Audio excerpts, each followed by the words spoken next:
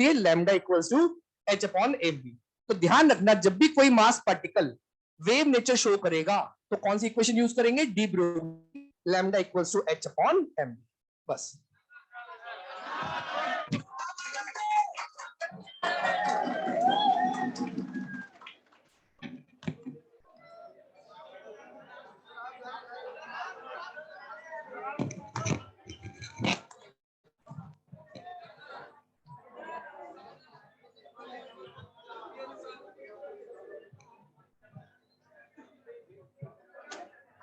चलो बेटा ना, कल हम लोगों ने कॉन्फ़िगरेशन स्टार्ट कर दिया था और कॉन्फ़िगरेशन में लास्ट में 4D सीरीज हो गया था। ठीक है, ठीक है।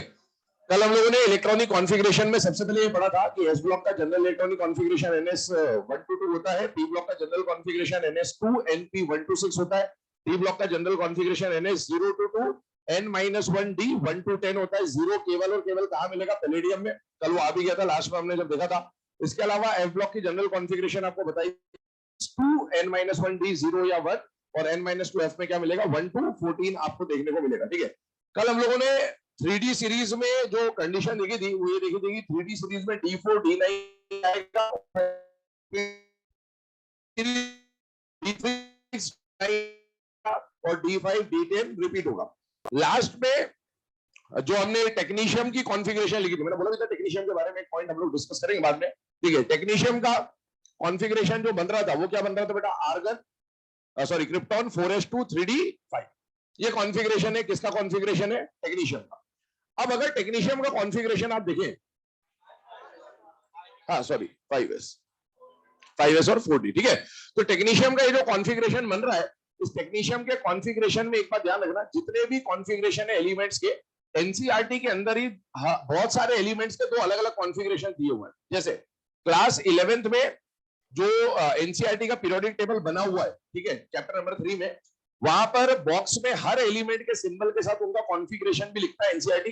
और फिर जब आप ब्लॉक्स पढ़ते हैं individually, S block, P block, D block, F block, और उनमें भी हर ग्रुप के बारे में जब आपको समझा रखा है, तो वहां पर भी हर एलिमेंट की कॉन्फ़िगरेशन दे रखी है। हर एलिमेंट की कॉन्फ़िगरेशन उस बॉक्स में और बहुत सारे एलिमेंट की कॉन्फ़िगरेशन जब आप इंडिविजुअल ब्लॉक्स पढ़ेंगे तो मैच नहीं होगी जो एनसीईआरटी में दे रखी है। तो ऐसे कई सारे एलिमेंट्स हैं जिनकी कॉन्फ़िगरेशन एनसीईआरटी में ही डिफरेंट डिफरेंट दे रखी है। बाकी किसी के बारे में आपको कोई ध्यान रखने की जरूरत नहीं, बट मैं बात कर रहा हूं टेक्नीशियम की। क्यों? क्योंकि टेक्नीशियम के बारे में स्टैंडर्ड बुक्स भी अलग अलग रिप्रेजेंटेशन देते हैं। तो टेक्नीशियम के लिए आपको दो कॉन्फ़िगरेशन ध्यान रखनी है। एक तो ये कॉन्फ़िगरेशन है जिसको हम लोग इसी को फॉलो करेंगे क्योंकि 80% बुक्स यही देता है। लेकिन टेक्नीशियम के लिए आपको एक कॉन्फ़िगरेशन और ध्यान रखनी होगी, और वो सेकेंडरी कॉन्फ़िगरेशन कौन सी होगी बेटा, 5s1 46। क्योंकि यहां पर आके एनसीईआरटी तो छोड़िए, स्टैंडर्ड बुक्स भी डिफर करती है, और इसीलिए आपको ये दोनों कॉन्फ़िगरेशन याद रखनी है। आप पहली प्रायोरिटी आप हमेशा किसको दे रहे हैं, 45 को, और दोनों ही एनसीईआरटी के अंदर है। तो दोनों में से कोई भी आए आप आसानी से क्लेम कर सकते हैं आंसर में, कोई दिक्कत नहीं आएगी। पर है ना, ध्यान रखें आपके सामने दोनों कॉन्फ़िगरेशन से, इसको भी याद रखने की कोशिश करें अगर हो सकता है तो, वरना कोई जरूरत नहीं है इतनी। ठीक है, अब आगे बढ़ते 3D सीरीज और 4D सीरीज के बाद 5D और 6D सीरीज के बारे में हम लोग बात करने वाले हैं। 5D सीरीज की अगर बात की जाए तो 5D सीरीज में n का वैल्यू हो जाएगा बेटा 6, मतलब ये 6th पीरियड को बिलोंग करेगा। और मेंबर्स की अगर हम लोग बात करें तो कल आपको बोला था डी ब्लॉक की कॉन्फ़िगरेशन जब आप देखते हैं तो इस तरह से हम लोगों ने, है ना, फर्स्ट लेक्चर में देखा था, सेकंड ईयर लाएंगे इसी। कल हमने ये वाली सीरीज पढ़ ली, ये 3D सीरीज थी। फिर यारी जरा निभाना, ये वाली सीरीज पढ़ ली, ये 4D सीरीज है। आज हम किसके बारे में बात करने वाले हैं, 5D सीरीज और 6D में। अब एक बात याद करिएगा, क्या 5D सीरीज में सबसे पहला एलिमेंट लैंथेनम आता है या नहीं आता बेटा, आता है। और लैंथेनम का एटॉमिक नंबर कितना है, 57। लेकिन 57 के बाद आने वाले 14 एलिमेंट्स कहां चले जाते हैं बेटा, एफ ब्लॉक में। कौन से ब्लॉक में, एफ ब्लॉक 4F सीरीज में। और 4F सीरीज का एटॉमिक नंबर आई होप सबको पता है, 58 से लेकर 71। फिर 71 के बाद वापस से ये सीरीज शुरू होती है, और कहां से शुरू होगी, एटॉमिक नंबर 72 से, जो कि क्या आता है बेटा, टी जरा हाफ। तो आपको यहां पर जब हम सीरीज देख रहे हैं, 5D सीरीज देख रहे हैं, और ऐसे ही जब हम 60 सीरीज भी देखेंगे तो उसमें भी क्या होगा, 89 के बाद सीधे अगला एटॉमिक नंबर कौन सा आएगा बेटा, 104 आ रहा होगा। और बीच के जो इलेक्ट्रॉन्स है वो कहां पर एंटर हो रहे होंगे, एफ में। एक बात बताइएगा, अगर मैं लैंथेनम का जब कॉन्फ़िगरेशन लिखूंगा तो क्या लैंथेनम के कॉन्फ़िगरेशन में मेरे को 4F के इलेक्ट्रॉन मिलेंगे या नहीं मिलेंगे, नहीं मिलेंगे। क्यों नहीं मिलेंगे, क्योंकि 4F तो इसके बाद में भरेगा। लेकिन जब मैं हाफनियम या उसके आगे के एलिमेंट्स की बात करूंगा तो क्या उनके कॉन्फ़िगरेशन में मेरे को 4F14 मिलेगा या नहीं मिलेगा, मिलेगा। और वो हिडन कॉन्फ़िगरेशन रहेगा, भले आपको लिखा दिया जाए चाहे ना लिखाया जाए, आपको पता होना चाहिए कि वहां पर 4f सीरीज प्रेजेंट होगी। चलिए आइए बात करते हैं इसके बारे में। सबसे पहले एलिमेंट्स की बात करते हैं। लेंथेनम 57 और फिर ब्रेक आ गया 58 से 71, अगला एटॉमिक नंबर फिर आया 72। अब देखिए याद करने का तरीका क्या होता है इस सीरीज को, तो याद करने के लिए बोलते हैं ला हफ्ता वरना रे उस इरादे से पिटाई और होगी। बाकी आपको जैसा भी याद है याद रखिए, कोई दिक्कत नहीं है। ला हफ्ता वरना रे उस इरादे से पिटाई और होगी। यहां पर एटॉमिक नंबर आ जाता है बेटा 73, एटॉमिक नंबर 74, 75, 76, 77, 78, 79 एंड 80। अब ये सीरीज में अगर हम लोग इनर्ट गैस के बारे में बात करें बच्चों, तो इनर्ट गैस में सबसे पहली बात है कि पीरियड नंबर है 6 और 6 पीरियड के एलिमेंट पे इनर्ट गैस कौन से पीरियड के लिखोगे? फिफ्थ पीरियड की इनर्ट गैस कौन सी आ जाएगी? हीलियम, नियोन, आर्गन, क्रिप्टॉन और जेनॉन। तो आप यहां पर जो इनर्ट गैस लिखने वाले हैं वो इनर्ट गैस आ जाएगी बेटा जेनन, सभी के लिए जेनॉन लिख दिया जाएगा। और साथ ही साथ कल हमने डी ब्लॉक का जनरल कॉन्फ़िगरेशन देखा था। डी ब्लॉक का जनरल कॉन्फ़िगरेशन था NS0 to 2 और N-1D। तो इसमें जो सबशेल यूज होंगे वो कौन से सबशेल होंगे? N ये है, तो NS का मतलब क्या हो जाएगा बेटा? 6s और N-1D का मतलब क्या हो जाएगा? 5D। ये दो सबशेल की जरूरत पड़ने वाली है। और सुनिएगा, अभी मैं जो कॉन्फ़िगरेशन होना चाहिए था वो लिख रहा हूं, फिर चेंज करेंगे हम। सुनिएगा, इसमें वैसे एक ही एक्सेप्शन आएगा, 6s2 5D1, ये 5D सीरीज का पहला मेंबर है तो 5D1 होना चाहिए था। 6s2 5D का दूसरा मेंबर है तो 5D2 होना चाहिए। 5D सीरीज का तीसरा मेंबर है, इसी तरह से 6s2 5D का चौथा मेंबर है, 6s2 5D का पांचवा मेंबर है, 6s2 5D का छठा मेंबर है। सिमिलरली 6s2 5D का सेवेंथ मेंबर, 6s2 5D का एट्थ मेंबर, 6s2 5D का नाइन्थ मेंबर और 6s2 5D का 10th मेंबर। ये इसकी कॉन्फ़िगरेशन होनी चाहिए थी। अब देखिए एक्सेप्शन क्या आता है। कल हम लोगों ने 3D में बोला था D4 D9 नहीं आएगा, 4D में बोला था D3 D6 D9 नहीं आएगा। यहां पर क्या नहीं आएगा? यहां D8 नहीं आएगा, एक ही चेंज है। कौन नहीं आएगा? D8 नहीं आएगा। और अगर D8 नहीं आएगा तो D8 के बदले D10 रिपीट होगा। D5 रिपीट नहीं होगा इस बार, D10 रिपीट होगा। क्यों D10 रिपीट हो रहा है? क्योंकि कौन नहीं आ रहा है? D8। तो D8 के बाद वाली जो स्टेबल कॉन्फ़िगरेशन है वो रिपीट होगी। तो D8 के बाद वाली स्टेबल कॉन्फ़िगरेशन कौन होती है? D10। अब आइए यहां पर अप्लाई करते हैं। क्या D1 आ सकता है? यस। D2 आएगा, 3 आएगा, 4 आएगा, 5 आएगा, 6 आएगा, 7 आएगा, लेकिन D8 नहीं आएगा। अब अगर D8 नहीं आएगा तो D8 के जज्बात कौन आता है? D9। तो इस 8 को बनाएंगे 9। 9 बनाने के लिए एक इलेक्ट्रॉन यहां से जंप कराया तो ये हो जाएगा S1। क्या D9 आ सकता है? आ सकता है। अगला वाला पहले से क्या होना चाहिए था? D9। क्या D9 आ सकता है? आ तो सकता है, लेकिन रिपीट नहीं हो सकता है। तो इस 9 को बदल के क्या करना पड़ेगा? 10। और 10 करा तो इसको बनाएंगे 1। क्या 10 आ सकता है? आ सकता है। क्या 10 आ सकता है? आ सकता है। क्या 10 रिपीट हो सकता है? यस, रिपीट हो सकता है। ये इसके कॉन्फ़िगरेशंस आ जाएंगे। एक और बात चेक करें, हिडन कॉन्फ़िगरेशन वाली जो मैंने बात करी थी वो भी देख लें आप। यहां पर सबसे पहले लैंथेनम को देखें आप, तो जेनॉन का एटॉमिक नंबर क्या होता है बेटा? 54 प्लस 2 56 प्लस 1 57। मैच हो रहा है बिल्कुल, कोई भी हिडन कॉन्फ़िगरेशन नहीं है। लेकिन आप यहां देखिए हाफनियम से, इसका एटॉमिक नंबर है 54 प्लस 2 56 प्लस 2 58 और यहां आ रहा है 70। 58 से 72 में कितने का गैप है? 14 का। और वो 14 का गैप क्या बता रहा है? कि बीच में कहीं पर F छुपा हुआ बैठा है। और F कौन सा आएगा? अगर ये NS है, ये N-1D है, तो F कौन सा आएगा? 4F आएगा। वो मैं आपको पहले ही बता चुका हूं। लेकिन इन सब में कौन सी कॉन्फ़िगरेशन छुपी हुई है? 4F14 कॉन्फ़िगरेशन छुपी हुई है। भले वो शो करे चाहे ना करे, आपको खुद समझ में आना चाहिए कि ये जो बीच के एलिमेंट्स गायब है यहां पर, वो एक्चुअल में कौन से है बेटा? 4F सीरीज के मेंबर्स हैं।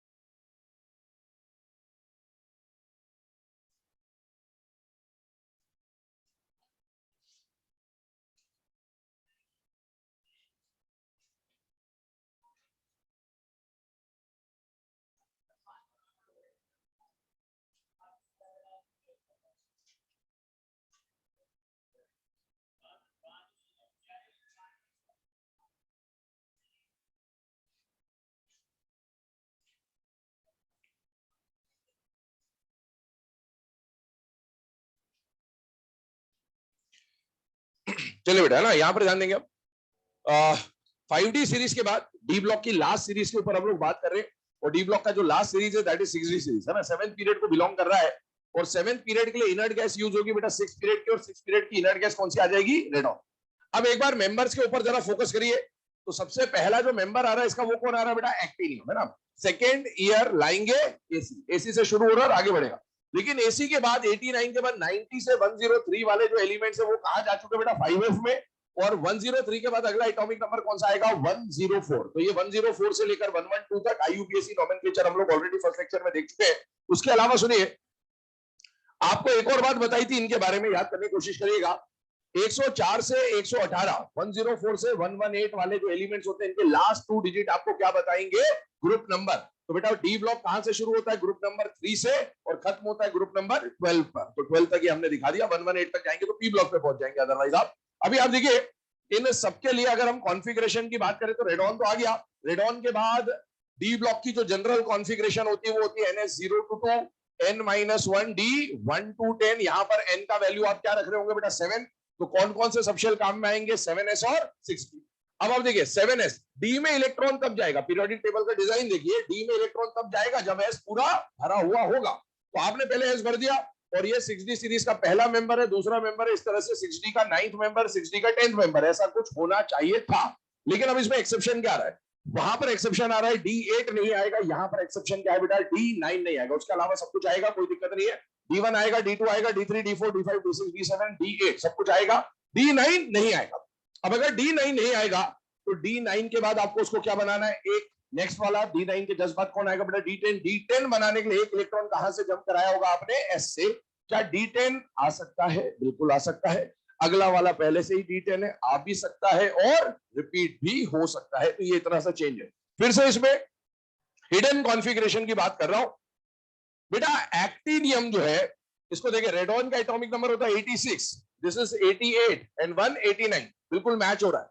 लेकिन अब यहां पर आप देखेंगे 14 का गैप दिख जाएगा आपको, 86 प्लस 2 88 प्लस 2 90, और यहां पर कितना है 104, मतलब 14 का गैप आ रहा है। 14 का गैप क्यों आ रहा होगा, F की वजह से। अब आप कुछ समझ सकते हैं, इन दोनों के बीच में इलेक्ट्रॉन किस में गए थे, 4F में गए थे या 5F में गए थे, 5F। अब देखिए ये NS है, ये N-1D है, तो बीच में कौन होगा बेटा, N-2F। मतलब इन सब में एक कॉन्फ़िगरेशन छुपी हुई बैठी हुई है, और वो कॉन्फ़िगरेशन कौन सी होगी बेटा, 5F14। नोट करने से आगे बढ़ते हैं F ब्लॉक की तरफ। क्या बेटा, बोलो बोलो, तेज चल रहे हैं ऐसा, धीरे चलेंगे कोई बात नहीं, तुम तेज लिख लो।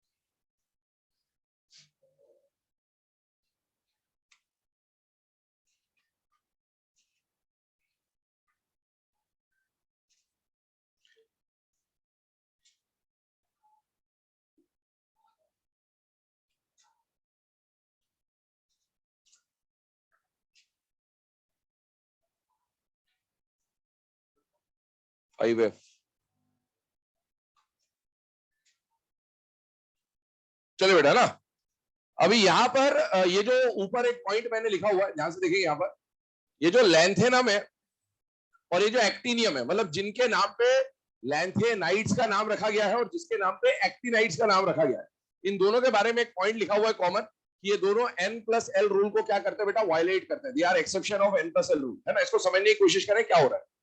अफबाउ रूल के अकॉर्डिंगली इलेक्ट्रॉन की फिलिंग अगर आप देखें तो बेटा, अफबाउ रूल के अकॉर्डिंगली सबसे पहले इलेक्ट्रॉन किसमें जाना चाहिए, 1s, फिर किसमें जाना चाहिए 2s, फिर किसमें जाना चाहिए 2p, 3s, 3p। इसके बाद आता है बेटा अफबाउ रूल से 4s, 3d, 4p, फिर आता है 5s 4d 5p, फिर आता है 6s 4f 5d 6p। ये अव्वा रूल है और ये हम लोग ऑलरेडी पढ़ भी चुके हैं। पहले लेक्चर में हमने बोला था ns से शुरू करना है, np पे खत्म करना है, रिवर्स डायरेक्शन में n-20 और n-2f आता, वही ये। ठीक है, अब आप देखो 6s के बाद उधर देखना, ज़ेनॉन के बाद कौन आया बेटा? 6s। 6s के बाद इलेक्ट्रॉन की एंट्री किसमें होनी चाहिए थी अव्वा के अकॉर्डिंगली? 4f। जबकि वहां पर 6s के बाद इलेक्ट्रॉन किसमें एंटर हो रहा है? 5d में। तो अव्वा रूल तो ये बोलता है कि 6s के बाद इलेक्ट्रॉन को 4f में जाना चाहिए था, लेकिन आप देख सकते हैं लैंथेनम में इलेक्ट्रॉन 6s के बाद 4f में न जाके डायरेक्टली किसमें चला गया? 5d। और इसीलिए इसको क्या बोलेंगे कि n+l रूल या अव्वा रूल को क्या कर रहा है? वायलेट कर रहा है। This is an exception of n+l rule. बाकियों में क्यों नहीं बोला गया? क्योंकि बाकियों में आप देखिए 6s के बाद 4f भर चुका है और 4f भरने के बाद 5d में गया, तो वो तो होने का कोई दिक्कत नहीं है। 6s के बाद अगर 4f भर जाता तो इलेक्ट्रॉन 5d में जाना ही चाहिए था। यहां पर भी ऐसी कहानी है। 7s के बाद इसी पैटर्न पे 7s के बाद इलेक्ट्रॉन 5f में जाना चाहिए था, फिर 6d में जाना चाहिए था, लेकिन 7s के बाद 5f में भरे बिना इलेक्ट्रॉन किसमें चला गया बेटा? 6d में चला गया। और इसीलिए इसको भी क्या बोलेंगे? n+l rule violation. बाकी सब में 5f भर चुका है, उसके बाद ही हम ऐसा मान रहे हैं कि इलेक्ट्रॉन कहां जा रहा है? 6d में जा रहा है। तो आपसे कभी डायरेक्ट क्वेश्चन आ जाए कि भाई n+l रूल वायलेशन के एग्जांपल कौन है? वैसे तो बहुत सारे एग्जांपल हो सकते हैं, बट कम से कम लैंथेनम और एक्टिनियम आप याद रखिए कि n+l रूल को क्या कर रहा है? वायलेट कर रहा है। और जब भी क्वेश्चन आएगा n+l रूल वायलेशन का, तो आप तो बस जो कॉन्फ़िगरेशन गिवन है और ये अव्वा रूल बना के देख लेना। अगर अव्वा रूल को फॉलो करता हुआ कॉन्फ़िगरेशन है तो फिर वो n+l को वायलेट नहीं कर रहा, और अगर n+l से अलग कॉन्फ़िगरेशन बन रहा है तो इसका मतलब वो n+l रूल का क्या हो जाएगा बेटा? वायलेशन हो जाएगा। चलिए, ये तो बात हुई डी ब्लॉक के बारे में। अब डी ब्लॉक के बाद हम लोग स्टार्ट करेंगे बेटा एफ ब्लॉक के कॉन्फ़िगरेशन, जो कि सबसे ज्यादा इंपॉर्टेंट है। एग्जाम में क्वेश्चन आता एफ ब्लॉक से ही है मेनली। गैडोलिनियम की अगर हम लोग बात करें, एफ ब्लॉक में भी 4f सीरीज से ही क्वेश्चन पूछा जाता है मेनली, है ना। 5f भी नहीं पूछता, हालांकि हम पढ़ेंगे जरूर उसको भी, बट आता क्वेश्चन 4f से है, क्योंकि 5f में ज्यादातर रेडियो एक्टिव एलिमेंट्स आपको देखने को मिलते हैं, तो उनकी प्रॉपर्टीज वगैरह ज्यादा पूछता नहीं आपसे।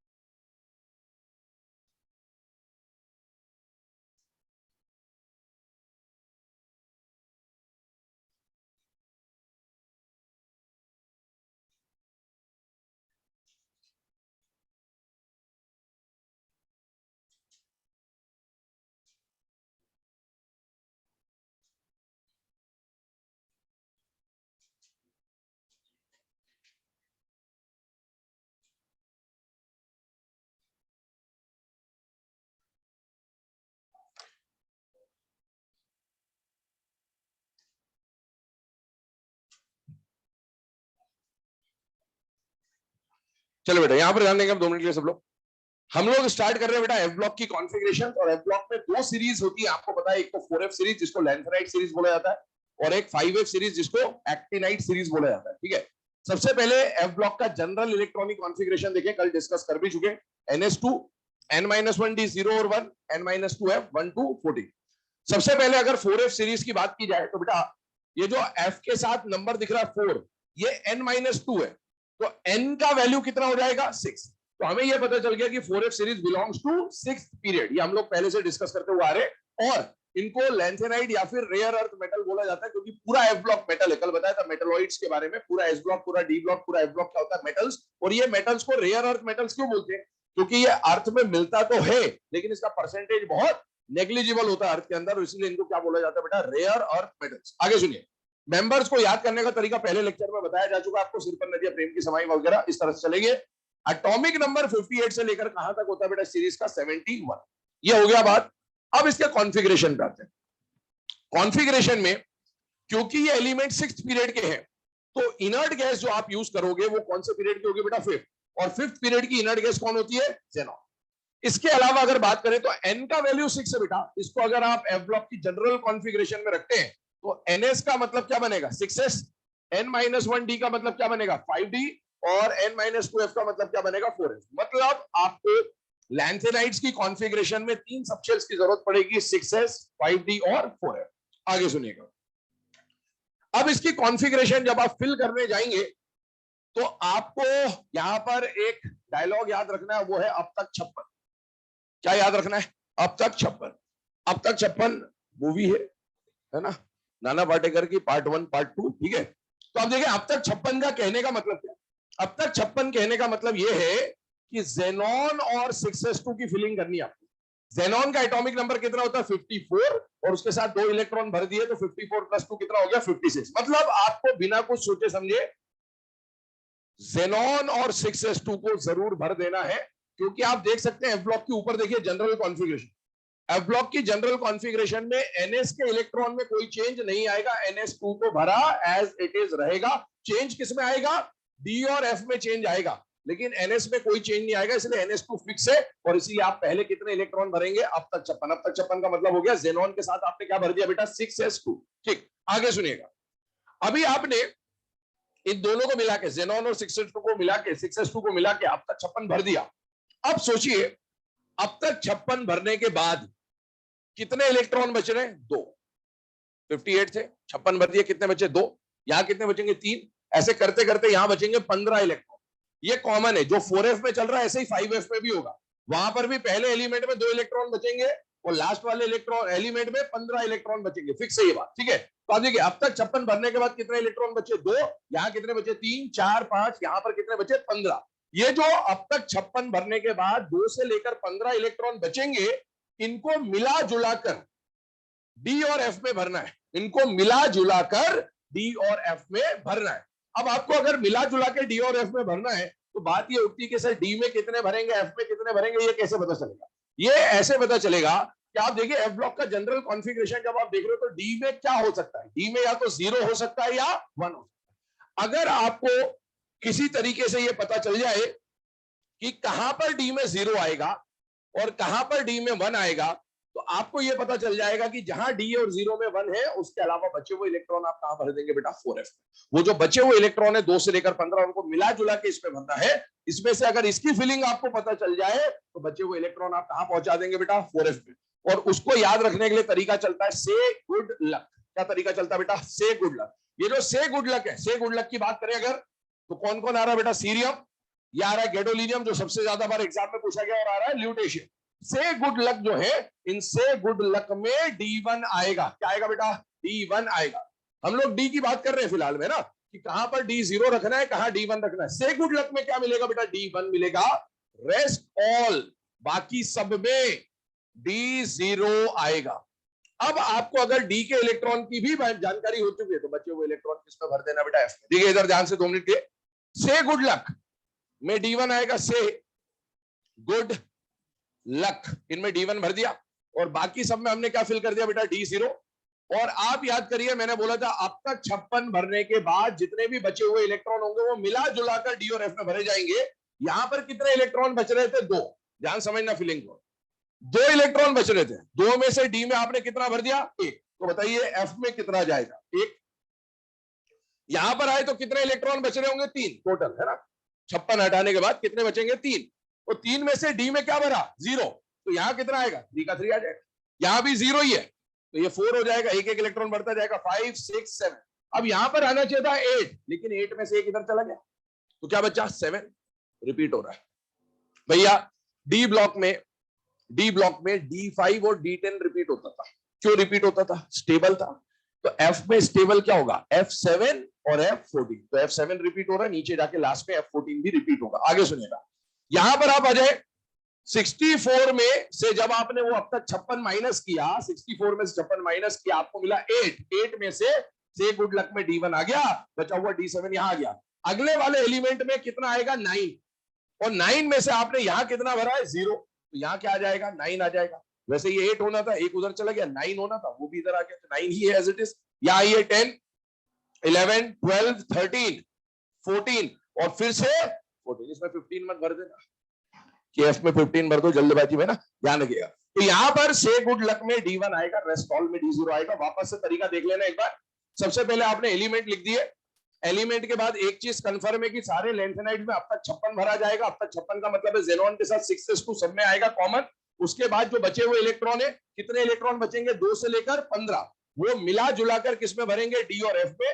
डी में या तो 0 आ सकता है या 1 आ सकता है, और डी में 0 या 1 कहां आएगा उसको याद रखने का तरीका आपको याद रखना है। से गुड लक में D1 आएगा, बाकी सब में D0 आएगा। जो भी बचे हुए इलेक्ट्रॉन है उसको आप ट्रांसफर कर दीजिए एफ में, ये कॉन्फिगरेशन आ जाएगा। गैडोलिनियम मोस्ट इंपॉर्टेंट है, सबसे ज्यादा बार एग्जाम में पूछा हुआ अगर कोई कॉन्फ़िगरेशन है तो वो गैडोलिनियम ही है। याद करके ट्रिक बता दे, पहले लेक्चर में कहा था लाला, तो इसमें रिकॉर्ड होता है ना? नहीं पहले मैं बताया था ना, तो उसको सुना करो ना जाके। करेंगे, वो भी करेंगे, उसका समय आएगा। हर चीज का समय निर्धारित है बेटे, समय से पहले और भाग्य से ज्यादा ना कभी कुछ मिला है ना कभी मिलेगा।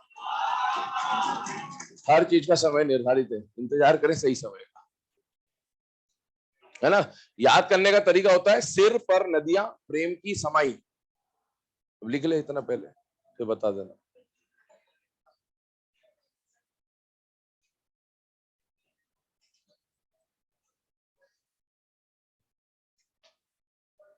लिख लिया? क्या लिखा है?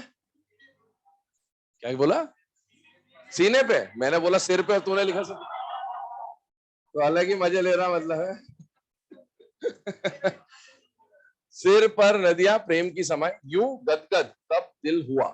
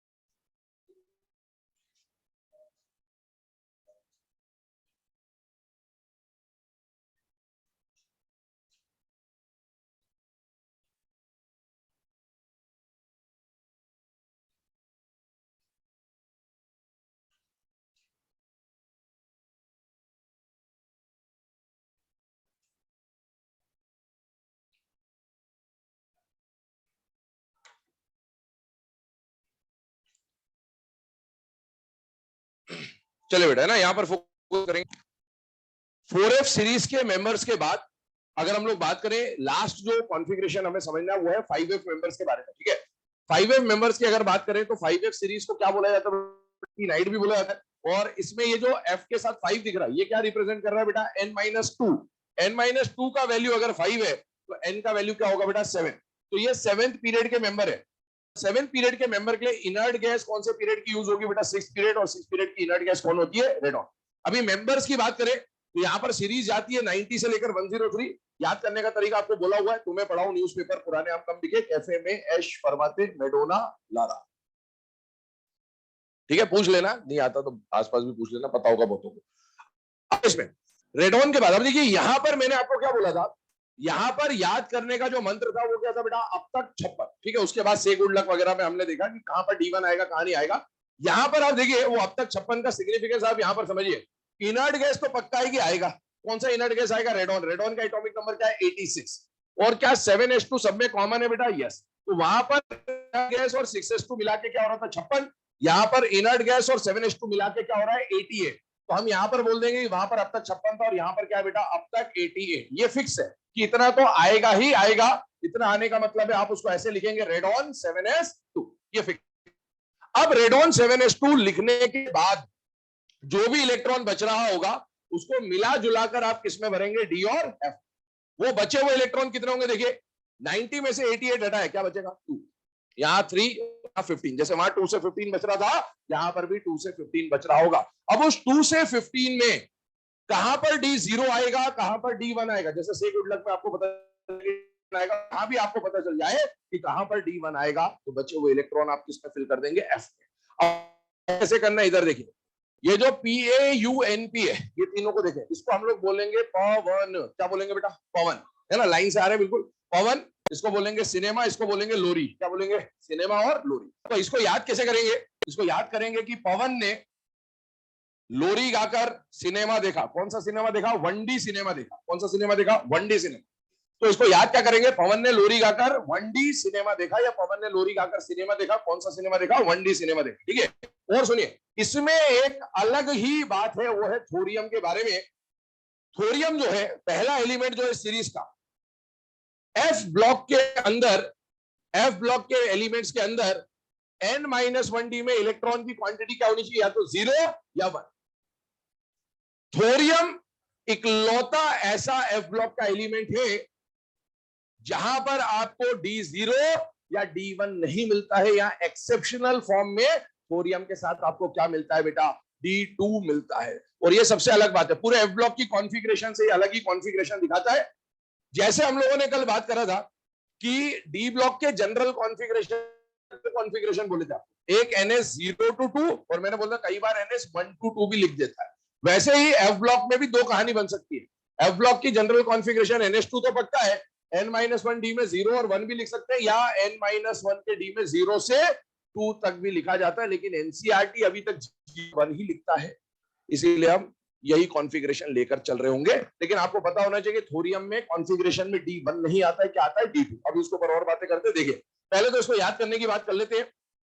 अब तक 88 भर दिया, उसके बाद कहां पर D1 आएगा, D0 आएगा, उसकी बात कर रहे। पवन ने लोरी गाकर सिनेमा देखा। कौन सा सिनेमा देखा, 1D सिनेमा देखा।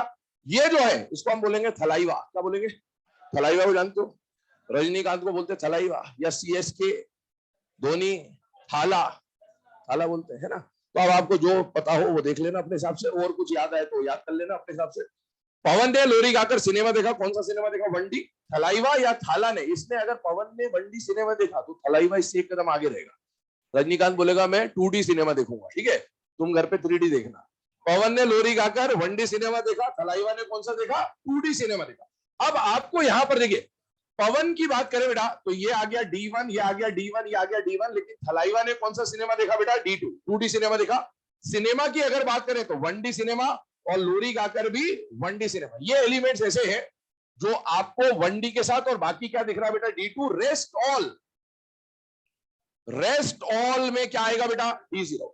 अब बाकी सबके अगर हम कॉन्फ़िगरेशन में D0 फिल कर दें, तो अगर एक बार आपको D का कॉन्फ़िगरेशन पता चल चुका है तो रिमेनिंग इलेक्ट्रॉन आप किसमें फिल कर देंगे बेटा, F में। और आप देखिए F की फिलिंग अगर हम लोग करें तो अब तक 88, ये 7s2 तक 88 आ चुका है। 88 के बाद यहां कितना बच रहा था? 2 के 2 इलेक्ट्रॉन किस में चले गए? डी में। 5f में क्या आ गया? 0। बहुत ध्यान सुनिएगा, 5f में क्या आ गया? 0। कल मैंने आपको एक बात बोली थी, किसी भी एलिमेंट में अगर लास्ट इलेक्ट्रॉन s में एंटर होता है तो वो s ब्लॉक का मेंबर कहलाता है। लास्ट इलेक्ट्रॉन अगर p में एंटर होता है तो वो p ब्लॉक का मेंबर कहलाता है। जहां एंटर होगा उस ब्लॉक का मेंबर बन जाए। आप थोरियम की कॉन्फ़िगरेशन देखिए, थोरियम की कॉन्फ़िगरेशन में लास्ट इलेक्ट्रॉन कहां एंटर हो रहा है बेटा? डी में। अगर इसमें लास्ट इलेक्ट्रॉन डी में एंटर हो रहा है तो कॉन्फ़िगरेशन के हिसाब से थोरियम को किसका मेंबर कहा जाना चाहिए? डी ब्लॉक का। लेकिन थोरियम को पोजीशन कहां किया गया है? एफ ब्लॉक में। और ये वैसा ही कहानी है जो हीलियम के साथ होता है। हीलियम का कॉन्फ़िगरेशन होता है 1s2, लास्ट इलेक्ट्रॉन एस में जा रहा था, मेंबर होना चाहिए था कॉन्फ़िगरेशन के बेसिस पे एस ब्लॉक का, लेकिन प्रॉपर्टी के बेसिस पे कहां रखा गया है? पी ब्लॉक में। वैसे इसका भी कॉन्फ़िगरेशन तो इसको डी ब्लॉक का मेंबर बताता है, लेकिन इसकी प्रॉपर्टी, रेडियो एक्टिव नेचर वगैरह वो सब चीजें जो है वो मैच किससे करती है बेटा? 5f सीरीज से मैच करती है, इसीलिए इसको 5f में रखा गया है। चलिए आगे बढ़ते। यहां पर 2 इलेक्ट्रॉन बच रहा था। 88 हटाने के बाद, यहां 88 हटाने के बाद क्या बचेगा? 3 में से डी में कितना गया बेटा? 1, तो बचेगा 2, यहां आएगा 3, यहां आएगा 4, यहां आना चाहिए था 5, लेकिन एक इलेक्ट्रॉन और यहां आ गया तो ये हो जाएगा 6, ये हो जाएगा 7, ये हो जाएगा 7, हाफ फील्ड। आप काउंट कर लीजिएगा, यहां आ जाएगा 9, 10, 11, 12, 13, 14 एंड अगेन 14। ये कॉन्फ़िगरेशन से आप 88 के बाद डी हटा के बाद जो भी इलेक्ट्रॉन बच रहा है वो आराम से फिल करके देख सकते हैं। लेकिन है ना, इसको ज्यादा याद करने की जरूरत नहीं है। मेनली क्वेश्चन जो आएगा आपको एग्जाम में वो 4f से आएगा। कम से कम इसकी प्रैक्टिस आपको बहुत तगड़ी तरीके से होनी चाहिए। और आपको है ना, इसको लिखना नहीं है एग्जाम में लिखा लिखाया ही आएगा। आपको तो बस ये बातें याद होनी चाहिए कि से गुड लक में D1 दिखेगा। जैसे आपको पूछेगा गैडोलिनियम का कॉन्फ़िगरेशन कौन सा सही है, तो उसमें आपको दिख रहा होगा पहले से 5d1, 5d1, 5d0, 5d0। तो अब आपको पता होना चाहिए कि गैडोलिनियम में गुड लक है तो गुड लक में D1 आना चाहिए। 2 ऑप्शन आपके हट गए। अब बाकी का कॉन्फ़िगरेशन आप अब तक 56 ये हटाया, आगे के इलेक्ट्रॉन भर दिए, और आपको तो एटॉमिक नंबर भी लिख के देता है। खत्म बात, ठीक है। तो कोई ज्यादा टेंशन लेने की जरूरत नहीं है।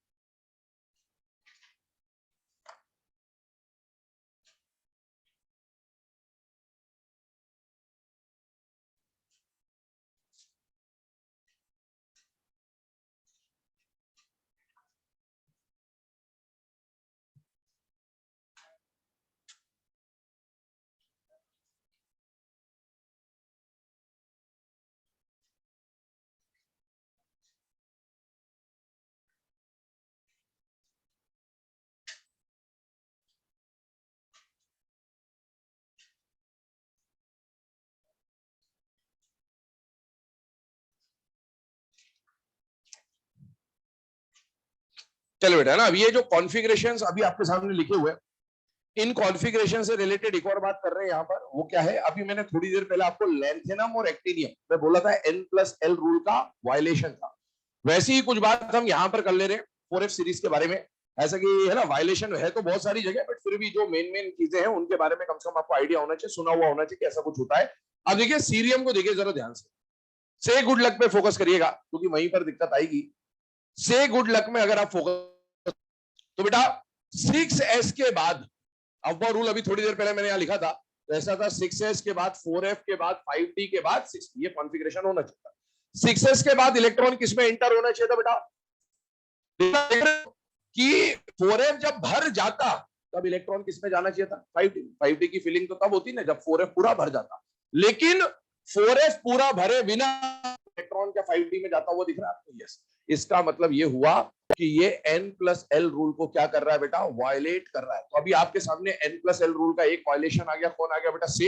इधर देखिए, बाकियों में D0 चल रहा है, तो D0 चल रहा है मतलब D में तो इलेक्ट्रॉन गया ही नहीं, मतलब सही है। 6s के बाद इलेक्ट्रॉन भर रहा है 4f में, बिल्कुल सही चल रहा है। आगे देखिए गैडोलिनियम में, देखिए 4f पूरा भरे बिना इलेक्ट्रॉन किस में चला गया? 5d में। 4f पूरा भरे बिना इलेक्ट्रॉन किस में चला गया? 5d में। इसका मतलब है ये जो गैडोलिनियम है ये भी N+L रूल का वायलेशन है। लेकिन लास्ट वाला जो है, बाकी में तो D0 कोई प्रॉब्लम नहीं है, यहां पर देखिए लास्ट वाले में, क्या यहां पर भी n+l रूल का वायलेशन है या नहीं है? है कि नहीं है? नहीं है। क्यों नहीं है? 4f भर चुका है, 4f भरा हुआ है और 5d में इलेक्ट्रॉन है, कोई दिक्कत नहीं है। 4f भरने के बाद तो 5d में इलेक्ट्रॉन जा सकता है, मतलब ये n+l रूल का वायलेशन नहीं है।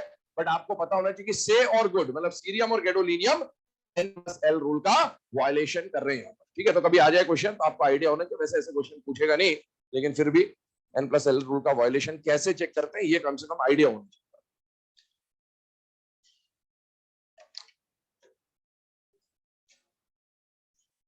चलिए, अब इन कॉन्फ़िगरेशंस के बाद कॉन्फ़िगरेशन के बेसिस पे क्या क्या क्वेश्चन आपसे पूछे जा सकते हैं, हम उसकी प्रैक्टिस की तरफ चल रहे हैं। और मैं आपको है ना कल से बोलते आ रहा हूं, कॉन्फ़िगरेशन में ज्यादातर स्टूडेंट्स गलती करते हैं। ये लिखने में गलती वलती तो छोड़ो, अलग बात है, लेकिन कॉन्फ़िगरेशन में जो हिडन कॉन्फ़िगरेशन होती है, कल से मैं एक चीज आपको बोलते आ रहा हूं, जो हिडन कॉन्फ़िगरेशन होती है, अगर आप उस हिडन कॉन्फ़िगरेशन को नहीं पहचान पाते हैं तो आप कितने भी क्वेश्चन आ जाए कॉन्फ़िगरेशन के, आप हर बार गलती करके आओगे, इसकी गारंटी है। क्योंकि हिडन कॉन्फ़िगरेशन जब तक नहीं देखोगे आपको समझ ही नहीं आएगा कहां पर कितने इलेक्ट्रॉन अंदर है, बाहर है, क्या है क्या नहीं। क्योंकि कॉन्फ़िगरेशन दिखेगी कुछ और एक्चुअल में अंदर की कॉन्फ़िगरेशन कुछ और होगी। उसी के ऊपर हम लोग बात करने वाले हैं आज के लेक्चर में, देखिएगा। लिख लिया है सबने 5F? चलिए, क्वेश्चन बोल रहा हूं, लिखिएगा। Determine the number of electrons, determine the number of electrons present in, determine the number of electrons present in penultimate shell, present in penultimate shell of d block elements. Determine the number of electrons present in penultimate shell of d block elements. ठीक है, option सामने लिखे हुए हैं, अभी इस पे discuss करते हैं वन बाय वन। पहले आप ऑप्शन लिख लो।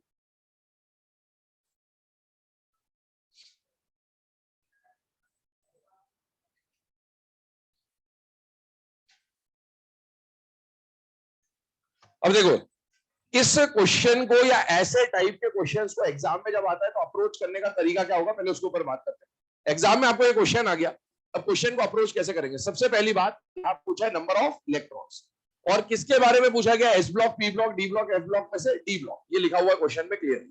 तो आपको डी ब्लॉक के अंदर कितने इलेक्ट्रॉन्स है इसकी जानकारी निकालनी है, लेकिन आपको क्या बोला है क्वेश्चन में बेटा? डी ब्लॉक एलिमेंट्स बोला है। ठीक है, कोई डी ब्लॉक का पर्टिकुलर एलिमेंट दिया नहीं है। अगर कोई पर्टिकुलर एलिमेंट दे देता, जैसे कॉपर दे देता, जिंक दे देता, तो हम उसके लिए बात करते हैं, लेकिन यहां पर सिर्फ कॉमन दे दिया है डी ब्लॉक एलिमेंट्स। और क्योंकि कॉमन दिया हुआ है इसीलिए आपको सारे एलिमेंट्स को आपस में काउंट करते हुए चलना है, सबको कंसीडर करते हुए चलना है। इसलिए आप पूरे डी ब्लॉक का पहले क्या लिखोगे? जनरल इलेक्ट्रॉनिक कॉन्फ़िगरेशन, क्योंकि इलेक्ट्रॉन वहीं पे पता चलेगा। और शेल भी आपको दिया हुआ है, तो शेल के लिए भी आपको इस कॉन्फ़िगरेशन की जरूरत पड़ रही होगी कि कौन सा पेनल्टीमेट है, कौन सा क्या है। ये डी ब्लॉक का जनरल कॉन्फ़िगरेशन हमने लिख दिया। दूसरी बात क्या दी हुई है आपको? दूसरी बात ये बोली हुई है, 3 शेल होते हैं, है ना, हम लोगों ने पहले लेक्चर से इस पे बात करी हुई है। एक होता है NH शेल, एक होता है N-1 शेल, और एक होता है N-2 शेल। NH शेल का मतलब क्या होता है बेटा? Outer most shell. N-1 या जो सेकेंड लास्ट शेल होता है उसको क्या बोलते हैं बेटा? Penultimate shell. और जो थर्ड लास्ट शेल होता है उसको बोलते हैं प्री पेनल्टीमेट शेल, या फिर एंटी पेनल्टीमेट शेल भी बोला जाता है। ठीक है, अब कम से कम ये नाम आपको पता होने चाहिए, क्योंकि अगर ये नाम ही नहीं याद है तो फिर आप क्वेश्चन में कुछ भी नहीं कर सकते। पहली बात, NH शेल को क्या बोलेंगे बेटा? Outer most shell. N-1 shell को क्या बोलेंगे बेटा? पेनल्टीमेट शेल, या सेकेंड लास्ट शेल बोलते हैं अपन नॉर्मली जो बोलते हैं डे टू डे लाइफ में। N-2 का मतलब होगा थर्ड लास्ट शेल, या फिर एंटी पेनल्टीमेट शेल, या फिर प्री पेनल्टीमेट शेल। अभी इस क्वेश्चन में फिलहाल में जो क्वेश्चन आपको दिया हुआ है, उस क्वेश्चन में आपसे बोला है डी ब्लॉक के अंदर पेनल्टीमेट शेल में इलेक्ट्रॉन्स की क्वांटिटी पहचानिए। अब आप देखें यहां पर कॉन्फ़िगरेशन आपके सामने लिखा हुआ है। N-1 शेल को हम लोग क्या बोलते हैं बेटा? Penultimate shell. मतलब मेरा फोकस N पे नहीं जाएगा, मेरा फोकस किस पे आएगा? N-1, क्योंकि मुझसे आउटर मोस्ट शेल नहीं पूछा है, मुझसे क्या पूछा है बेटा? Penultimate shell. क्या पेनल्टीमेट शेल में फिलहाल में आपको इलेक्ट्रॉन की क्वांटिटी कुछ दिख रही है या नहीं दिख रही है बेटा? दिख रही है, और वो क्वांटिटी क्या है बेटा? 1 से 10। अब ये देखकर जनरली स्टूडेंट 1 से 10 लगा देते हैं, जो कि गलत है। और इसका करेक्ट आंसर कौन सा है बेटा? 9 से 18। अब क्यों ये गलत है और क्यों 9 से 18 सही है, यही समझना। और सारा खेल फिर से मैं बोल रहा हूं किसका है बेटा, हिडन कॉन्फ़िगरेशन का। अब हिडन कॉन्फ़िगरेशन कैसे हम लोग समझेंगे, उसको बहुत ध्यान से इत्मीनान से सुनिएगा, समझिएगा। अभी आपके सामने दो शेल लिखे हुए हैं, एक NH शेल और एक N-1H। ये कंप्रेस्ड फॉर्म है बेटा इसकी कॉन्फ़िगरेशन का। इसका एक्सपांडेड फॉर्म कैसे लिखेंगे वो समझिए। इसमें दो शेल हैं, N और N-1। मैंने दोनों शेल दिखा दिए। अब मैं आपसे एक चीज पूछ रहा हूं, वो बताइएगा मुझे। अगर सेम शेल की बात करूं, किसकी बात करूं, सेम शेल, मतलब N मैंने फिक्स कर दिया। जैसे मैं फोर्थ शेल की बात करूं, फोर्थ शेल की बात करूं, तो फोर्थ शेल में कौन कौन से सब शेल होते हैं, 4s, 4p, 4d, 4f। Electron सबसे पहले किस में जाएगा, 4s में। फिर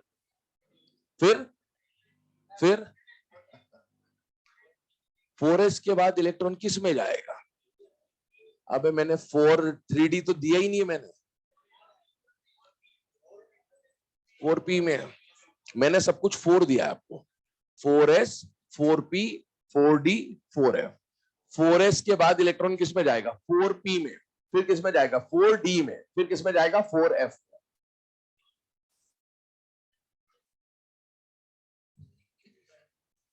ठीक है, सुने इधर ध्यान से।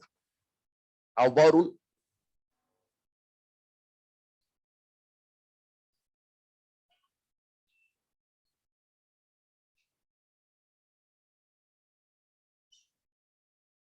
ये लिख दिया, ऐसा अव्वा रूल लिख दिया। दो चीजें होंगी ना, दो अलग अलग बातें होंगी यहां पर, इसीलिए उसको समझना बहुत ध्यान से।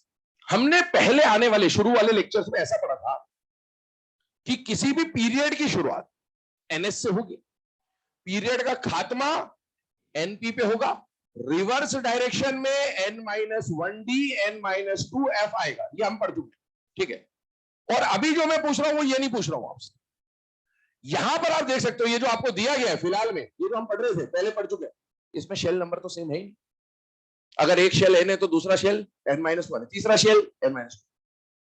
मैं अभी पीरियड का ऑर्डर नहीं पूछ रहा हूं, अभी मैं शेल का ऑर्डर पूछ रहा हूं आपसे कि एक शेल में कौन कौन से, जैसे मान लो मैंने बोला 4s है, 4p है, 4d है, 4f है, तो दिमाग मत लगाना कि सर s से शुरू होगा, p पे खत्म हो जाएगा, रिवर्स में d और f आ जाएगा। नहीं भाई, अभी हम किसकी बात कर रहे हैं, सेम शेल की बात कर रहे हैं।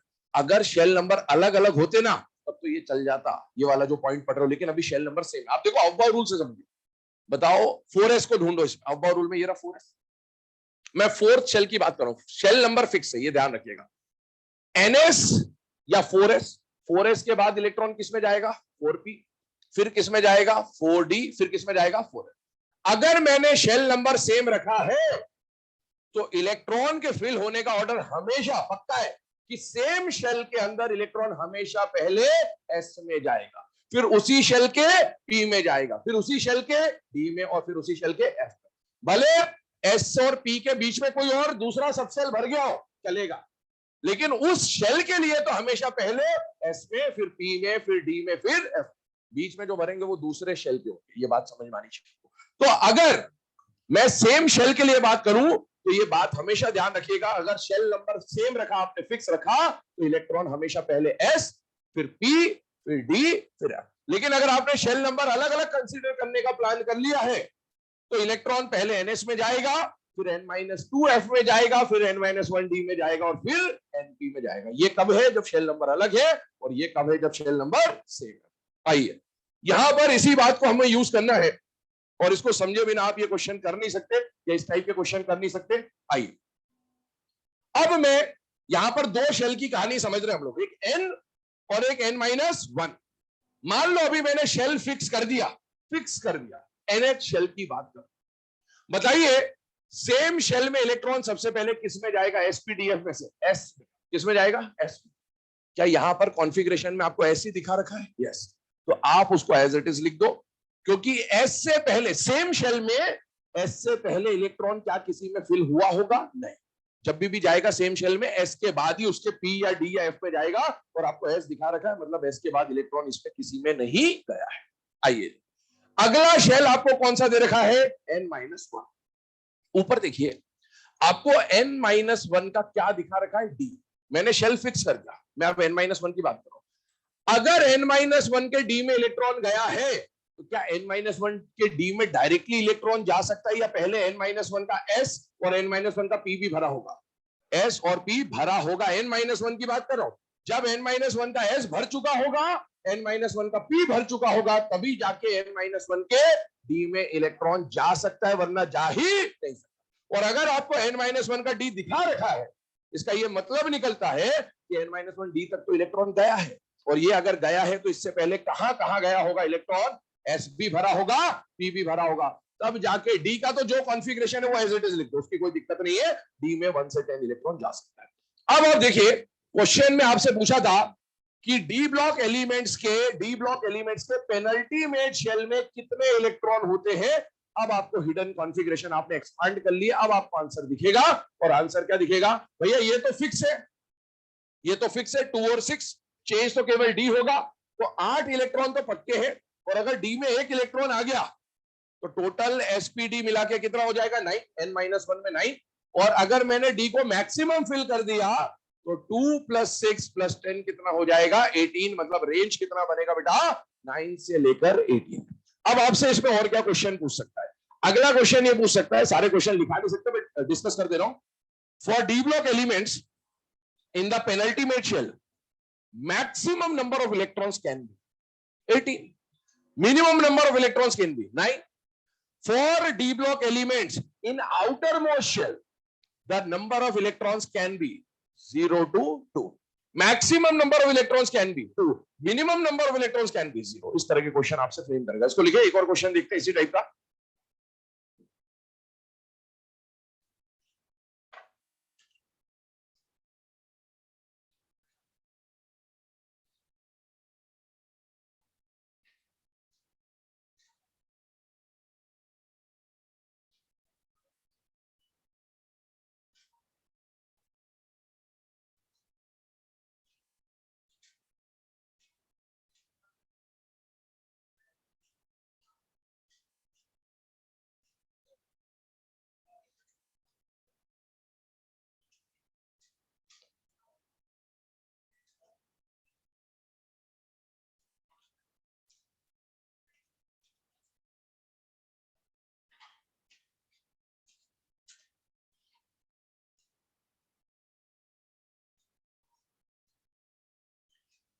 चलिए बेटा, नेक्स्ट क्वेश्चन बोल रहा हूं, लिखिएगा।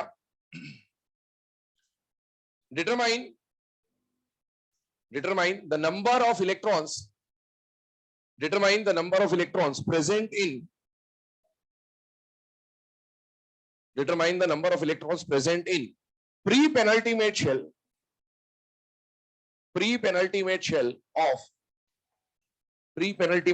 of F block elements, pre-penultimate shell of F block elements। ठीक है, इधर देखें 2 मिनट के ध्यान से, ऑप्शंस आपके सामने लिखे हुए, लेकिन इस बार आप खुद लॉजिकली यहां पर सोचिए, बोर्ड पे बताइएगा क्या हो रहा है। आपको बोला गया है एफ ब्लॉक एलिमेंट्स के बारे में, तो सबसे पहले तो आपने एफ ब्लॉक का क्या लिख लिया बेटा? जनरल कॉन्फ़िगरेशन वो क्या होता है? ns2 n-1 d में 0 या 1, और n-2 है 1 से 14। आपको फोकस करने को बोला गया है कौन से शेल पे इस बार? आउटर मोस्ट, पेनल्टीमेट या pre penultimate? Pre penultimate shell कौन होता है? n होता है, n-1 या n-2? n-2। आपका फोकस n-2 पे होना चाहिए। n-2 में फिलहाल में आपको 1 से 14 दिख रहा है, बट आंसर ये नहीं है, क्योंकि इसके अंदर कुछ छुपा हुआ है। क्या n-2 पे डायरेक्टली इलेक्ट्रॉन f में जा सकता है क्या? नहीं। पहले n-2 में कहा गया होगा s, फिर n-2 का p, फिर n-2 का d, तब जाके f की बारी आई होगी। इसको पूरा एक्सपांड करते हैं एक बार, ताकि प्रैक्टिस भी हो जाए। 3 शेल की कहानियां है यहाँ पर, एक NH शेल, एक n-1h शेल, और एक n-2h शेल। 3 शेल दिख रहे हैं आपको। अच्छा, NH शेल के साथ जो सबशेल दिखा रखा है वो S है, मतलब S से पहले तो इलेक्ट्रॉन किसी में नहीं गया होगा, ये तो बात पक्की है। n-1 के साथ जो दिखाया गया है आपको वो D है। अगर n-1 के D में इलेक्ट्रॉन गया है तो क्या n-1 का पहले S और P भर चुका होगा या नहीं भर चुका होगा? भर चुका होगा। और D में कितना इलेक्ट्रॉन है? 0 या 1। ये मत करना कि D10 भर दो, यार D में जितना है उतना ही लिखना है। n-2 में इलेक्ट्रॉन कहां दिखाया गया है? 1 से 14, पर n-2 में F में डायरेक्टली इलेक्ट्रॉन नहीं जा सकता, पहले n-2 का S भरा होगा, P भरा होगा, D भरा होगा, तब जाके इलेक्ट्रॉन F में एंटर हुआ होगा। अब आपको इसके अंदर देखना है, तो इसके अंदर बेटा ये वाले इलेक्ट्रॉन तो फिक्स है, टोटल 18 इलेक्ट्रॉन फिक्स है। अगर एक इलेक्ट्रॉन और इसमें ऐड कर दूं तो 19, और अगर 18 में 14 ऐड किया तो कितना हो जाएगा 32। तो आंसर हो जाएगा 19 to 30। तो ये जो हिडन कॉन्फ़िगरेशन है बेटा, इसको एक्सपांड करना आना चाहिए आपने को। अगर एक्सपांड करने में गड़बड़ करी तो फिर इस कॉन्फ़िगरेशन वाले क्वेश्चनों में यही गलतियां होती है। तो आपको हिडन कॉन्फ़िगरेशन हमेशा चेक करना है। सेम शेल में इलेक्ट्रॉन हमेशा पहले S, फिर P, फिर D, फिर F की बारी आएगी फॉर सेम शेल। चलिए अब इसमें और क्या क्वेश्चन फ्रेम हो सकता है उसको भी देख ले, यहीं पर बोर्ड पे ही डिस्कस कर दे रहे, लिखा नहीं रहा हूं। आपको बोला एफ ब्लॉक एलिमेंट्स के, अभी हमने बात करी प्री पेनल्टीमेट शेल, अब आपको बोला एफ ब्लॉक एलिमेंट्स के पेनल्टीमेट शेल में इलेक्ट्रॉन्स की क्वांटिटी। पेनल्टीमेट शेल कौन होगा? ये पेनल्टीमेट शेल में इलेक्ट्रॉन की क्वांटिटी 8 से लेकर 9। ये कब है? जब थोरियम को अपन ने हटा दिया। ध्यान रखना, थोरियम के D2 आता है। अगर थोरियम को भी इंक्लूड कर दूं तो थोरियम में यहां D2 आ जाएगा, और D2 हो जाएगा तब आंसर हो जाएगा 8 to 10। ये बात ध्यान रखनी है, बट जनरल बात कर रहे हैं तो जनरल में तो 8 to 9 चल जाएगा, कोई दिक्कत वाली बात नहीं। चलिए अगला क्वेश्चन बोल रहा हूं, लिखिएगा। हाँ लिख लो इसको फटाफट।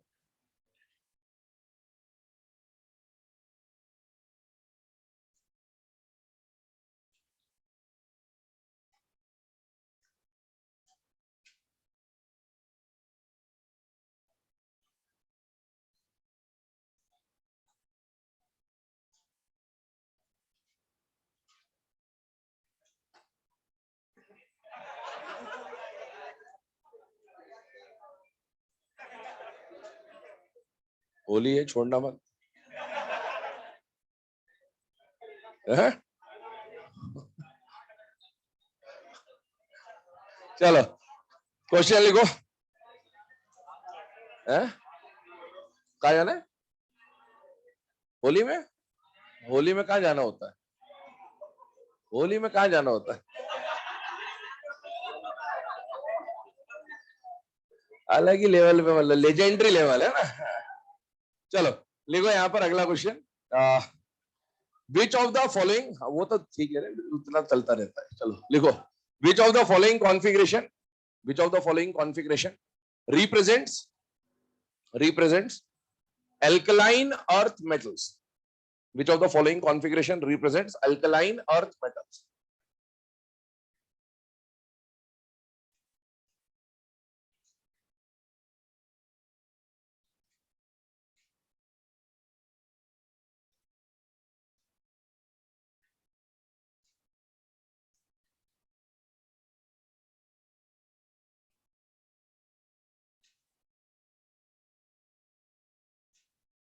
चलिए ऑप्शंस आपके सामने लिखे हुए हैं, इनमें से कम 2 ऑप्शन तो आप डायरेक्टली एलिमिनेट कर ही सकते हैं, उसमें कोई दिक्कत नहीं आनी चाहिए, है ना।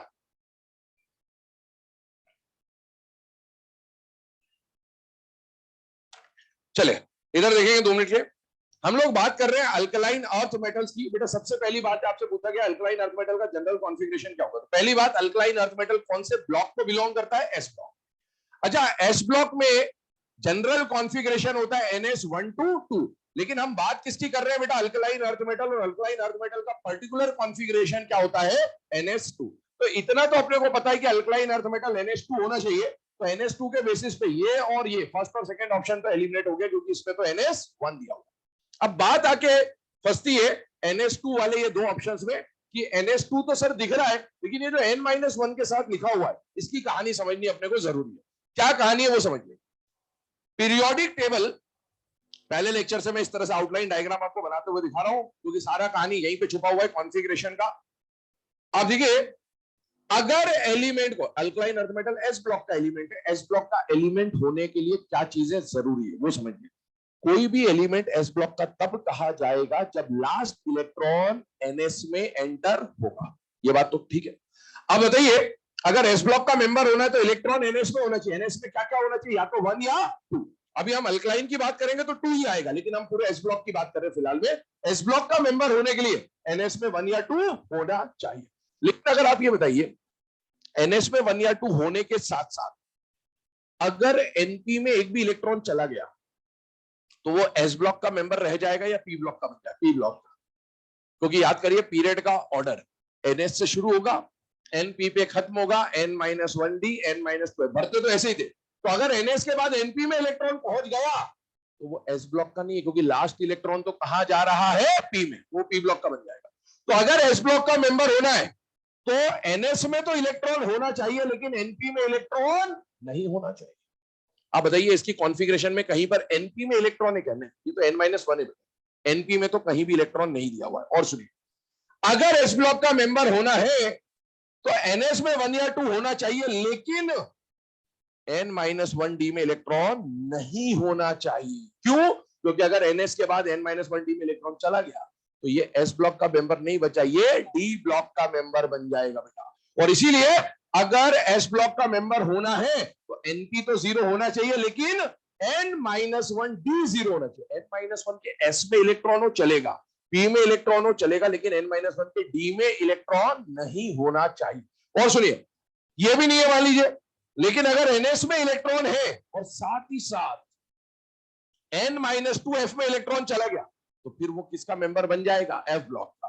तो अगर मुझे s ब्लॉक का मेंबर चाहिए तो s ब्लॉक का मेंबर होने के लिए ns में 1 या 2 तो होना चाहिए, लेकिन साथ साथ 3 और बातें होनी चाहिए कि np खाली होना चाहिए, n-1d भी खाली होना चाहिए और n-2f भी खाली होना चाहिए। क्यों? क्योंकि इसके बाद अगर इन तीनों में से कहीं भी इलेक्ट्रॉन चला गया तो वो एस ब्लॉक का मेंबर नहीं बचेगा, वो या तो इसका मेंबर बन जाएगा या इसका मेंबर बन जाएगा या उसका मेंबर बन जाएगा।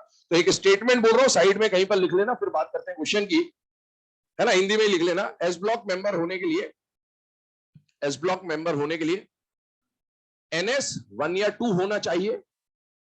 एस ब्लॉक मेंबर होने के लिए ns 1 या 2 होना चाहिए, ns 1 या 2 होना चाहिए, लेकिन साथ साथ n-1d, लेकिन साथ साथ n-1d comma n-2f comma np खाली होना चाहिए। एस ब्लॉक मेंबर होने के लिए ns 1 या 2 होना चाहिए, लेकिन साथ साथ n-1d comma n-2f comma np खाली होना चाहिए। अब आइए यहां पर, अगर एस ब्लॉक का मेंबर होना है बेटा तो ns में तो इलेक्ट्रॉन होना चाहिए, लेकिन उसके बाद ना तो n-1d ना n-2f ना np में इलेक्ट्रॉन होना चाहिए। अब उसी को हम लोग यहां चेक करें। देखिए ns में तो इलेक्ट्रॉन अल्कलाइन अर्थ मेटल की बात करें, लेकिन यहां देखिए n-1 के d में इलेक्ट्रॉन जा रहा है, और अगर ns के बाद n-1d में इलेक्ट्रॉन चल गया तो ये s ब्लॉक का मेंबर नहीं बचेगा, ये कौन से ब्लॉक का बन जाएगा, d ब्लॉक का। और इसीलिए ये आंसर नहीं हो सकता। करेक्ट आंसर कौन सा हो जाएगा, सी। नोट कर लें से।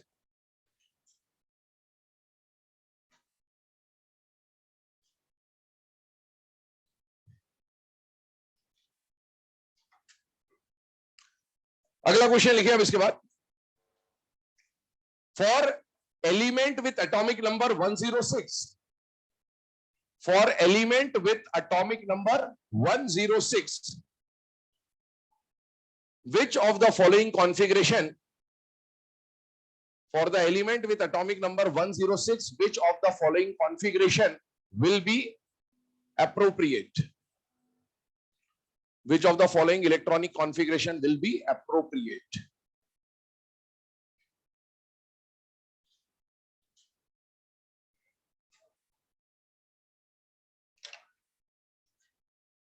ठीक है, ऑप्शंस आपके सामने लिखे हुए हैं।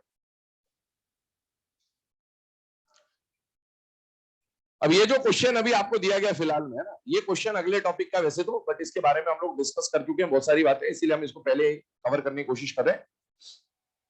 ये क्वेश्चन है identification of period, group and block का, लेकिन कुछ बातें हम लोग पहले से पढ़ चुके हैं, उसी को हम लोग यहाँ यूज करने वाले। देखिए ध्यान से समझिएगा, ध्यान से, है ना, मैं बता रहा हूं आपको इसका पूरा सोल्यूशन। सबसे पहली बात, यहां पर जो एलिमेंट आपको दिया उसका एटॉमिक नंबर कितना है बेटा, 106। हमने प्रीवियस लेक्चर्स में ये पढ़ा हुआ है कि अगर किसी एलिमेंट का एटॉमिक नंबर 104 से 118 है तो इसके लास्ट 2 डिजिट क्या इसके ग्रुप नंबर के इंफॉर्मेशन दे देते हैं बेटा, यस। अब देखिए इसके लास्ट 2 डिजिट क्या दिख रहे हैं बेटा, 06, मतलब मुझे यहां से ये पता चल गया कि इसका ग्रुप नंबर कितना होगा बेटा, 6। और ग्रुप नंबर 6 है, मतलब ये कौन से ब्लॉक का मेंबर होगा बेटा, डी ब्लॉक, क्योंकि ग्रुप नंबर 3 से ग्रुप नंबर 12 डी ब्लॉक का पार्ट होता है। यहां तक अपन पहुंच गए। अब इसके बाद क्या करना है, ध्यान से देखिए, कल हमने डी ब्लॉक की कॉन्फ़िगरेशंस लिखी थी 3D 4D, और आज हमने 5D और 6D की कॉन्फ़िगरेशन। कल शायद मैंने आपको बताया हो, या नहीं भी बताया तो भी बताता हूँ, NS के जो इलेक्ट्रॉन होते हैं और N-1D के जो इलेक्ट्रॉन होते हैं उनको ऐड करिए। आप 3D पे जाइए, 3D कॉन्फ़िगरेशन जो कल लिखी थी, है ना, ये अभी आगे ग्रुप पीरियड एंड ब्लॉक में काम आएगा आपको। 3D की कॉन्फ़िगरेशन देखिए, इधर देखिएगा 2 मिनट का। 3D में सबसे पहले कौन आ रहा है बेटा? स्कैंडियम। स्कैंडियम का कॉन्फ़िगरेशन क्या लिखा हुआ है? 4s2 3d1।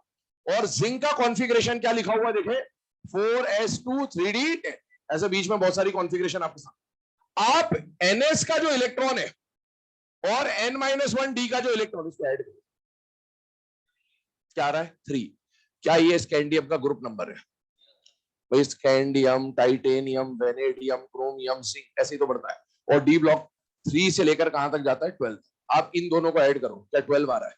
अब वहां जितने भी एलिमेंट्स है 3D सीरीज में, सबके 4s और 3D को ऐड कर करके देखिए, तो बेटा पहले वाले में जब 4s और 3D को ऐड करोगे तो 3 आएगा, अगले वाले में 4 आएगा, उसके बाद 5 आएगा, 6 आएगा, 7 आएगा, 8 आएगा, है ना, 9 10 11 12, सेम सीक्वेंस। ऐसा आप 4D सीरीज में भी चेक कर लो, किसी भी सीरीज में चेक कर लो। डी में 4D को देखें, 4D में जब पहले वाला जो भी एलिमेंट होगा उसके NS और N-1D को आप ऐड करोगे 3 आएगा, अगले वाले को ऐड करोगे 4 आएगा, अगले वाले को ऐड करोगे 5 आएगा, अगले वाले को ऐड करोगे 12 आएगा। इसका मतलब क्या हुआ कि डी ब्लॉक एलिमेंट्स के लिए एक पॉइंट होता है, ये हम लोग आगे फॉर्मूले के फॉर्म में पढ़ेंगे, लेकिन हम ये पढ़ चुके हैं इसीलिए अभी बता दे रहा हूं। डी ब्लॉक एलिमेंट अगर है, आपको अगर पता चल जाए कि कोई कॉन्फ़िगरेशन, देखो ये 106 कौन से ब्लॉक का है? D block. तो डी ब्लॉक मेंबर को कॉन्फ़िगरेशन देख के अगर आपको ग्रुप पहचानना है तो आपको क्या करना होता है? डी ब्लॉक का ग्रुप नंबर कॉन्फ़िगरेशन के बेस पे होता है number of NS electron plus number of N-1D electron. उसके NS और N-1D के इलेक्ट्रॉन को ऐड कर दीजिए, वो ग्रुप नंबर के बराबर आएगा अगर एलिमेंट डी ब्लॉक का है और ये एलिमेंट डी ब्लॉक का है, तो इसके लिए बात वैलिड है। अब आप देखो, इसके NS और इसके N-1D को ऐड करो, कितना आ रहा है बेटा? 6। क्या इसका ग्रुप नंबर 6 ही होना चाहिए?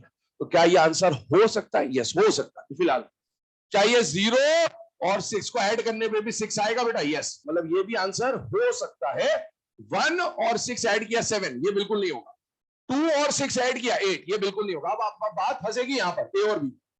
अब ए और बी में से दोनों को ऐड करने पे 6 आ रहा है, तो हम आंसर क्या मानेंगे? तो बेटा एक बात समझिए, मैंने आपको बोला था पूरे पीरियोडिक टेबल में केवल और केवल पैलेडियम एकमात्र ऐसा एलिमेंट होता है जिसका NS 0 होता है। क्या ये एटॉमिक नंबर पैलेडियम का है क्या? इतना तो पता होना चाहिए कि ये पैलेडियम तो नहीं। इसका मतलब है ये आंसर नहीं हो सकता, क्योंकि इसका तो NS 0 है और NS 0 सिर्फ पैलेडियम में हो सकता है और ये एलिमेंट पैलेडियम नहीं है, इसलिए इसका NS 0 नहीं हो सकता। और इसीलिए आंसर कौन सा हो जाएगा बेटा? फर्स्ट।